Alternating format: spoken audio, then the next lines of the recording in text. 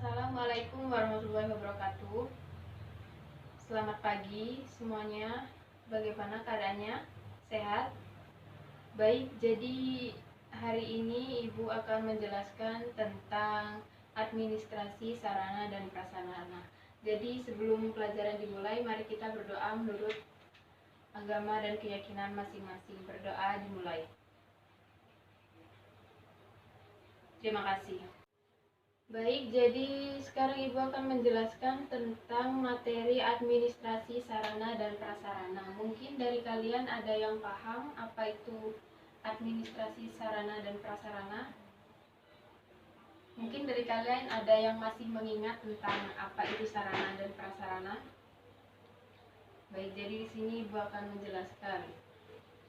Jadi, sarana yaitu adalah perlengkapan pembelajaran yang dapat dipindah-pindah. Sedangkan prasarana adalah fasilitas dasar untuk menjalankan fungsi sekolah.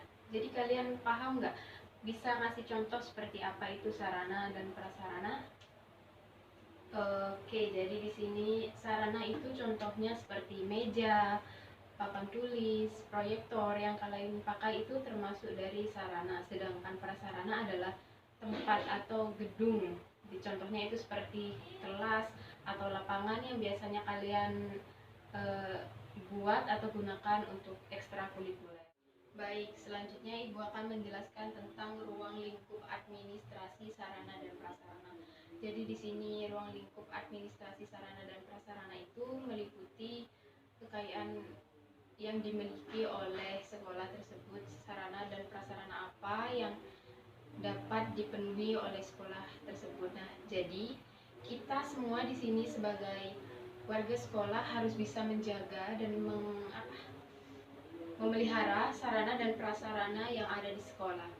Untuk apa demikian? Jadi agar jika kita memerlukan sarana dan prasarana tersebut, kita bisa menggunakannya dengan baik dan maksimal sehingga tujuan kita untuk belajar bisa efektif.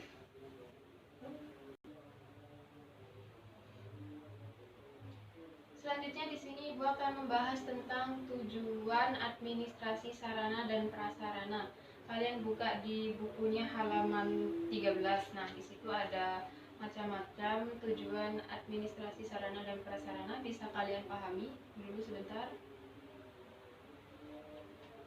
Oke, baik. Terima kasih. Jadi di sini yang pertama Ibu akan membacakan lalu Ibu akan menjelaskan ya. Yang pertama, mampu menyediakan sarana dan prasarana sesuai dengan kebutuhan, baik berkaitan dengan jenis dan spesifiknya, jumlah, waktu maupun tempat yang dibutuhkan. Nah, jadi di sini sarana dan prasarana yang disediakan oleh sekolah biasanya itu mengikuti dengan bisa dibilang jumlah murid atau jumlah kelas atau ekskul atau ekstrakurikuler apa yang mungkin di sekolah itu adakan, seperti itu. Jadi biar bisa sinkron antara jadwal dan sarana dan prasarana yang ada. Yang kedua yaitu mampu menyediakan sarana dan prasarana yang siap pakai sehingga dapat menjalankan pekerjaan dengan optimal.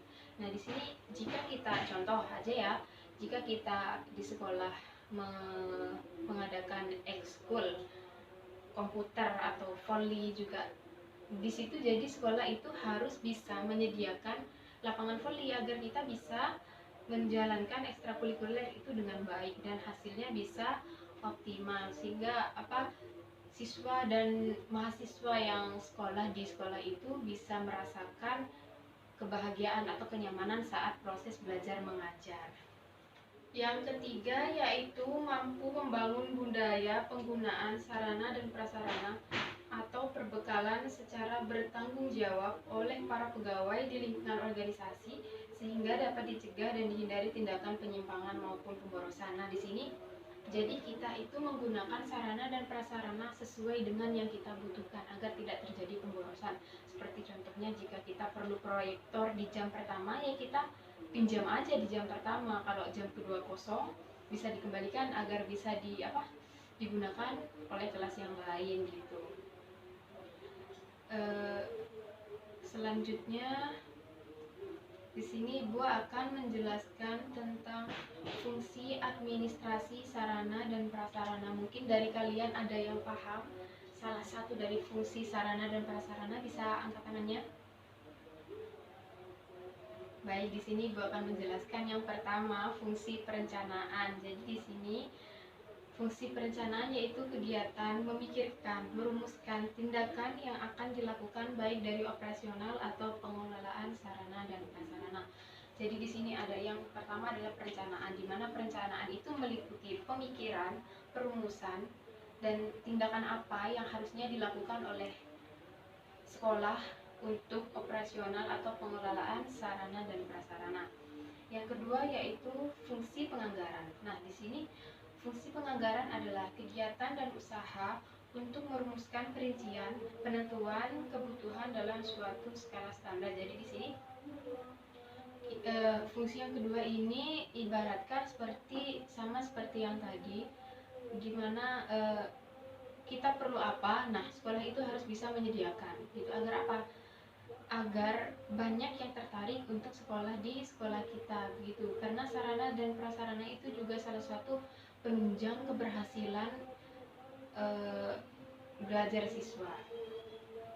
Yang ketiga, fungsi pemindahan atau penyaluran secara fisik. Jadi di sini pemindahan hak dan tanggung jawab fisik barang secara penuh kepada pihak user dalam internal organisasi. Nah, di sini biasanya contoh ya, kalau kalian melakukan ekstrakurikuler volley atau basket atau bola, di situ kan kita biasanya melakukan, bisa ada yang di luar sekolah, ada yang di lingkungan sekolah. Nah, di situ kan kita pinjam bola. Nah, di situ kita dituntut untuk belajar cara bertanggung jawab. Nah, bertanggung jawabnya dalam segi apa?